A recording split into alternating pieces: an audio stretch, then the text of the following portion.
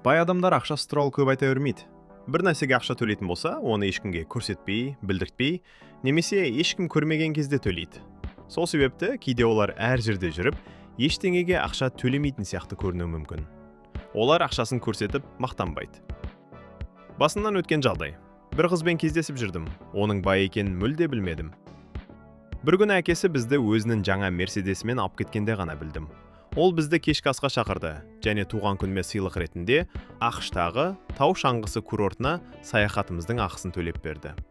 Біз Австралиядан бірінші класспен ұшып бардық. Бір адамға шамамен 10-нан 15 мыңға дейін австралиялық доллар жұмсалды. 7-ден 11 мыңға дейін ақш доллары. Оған қоса, ақш-та тұрып, Корнелл университетінде оқитын екінші қызында толықтай қаржылай қамтамасыз етеді.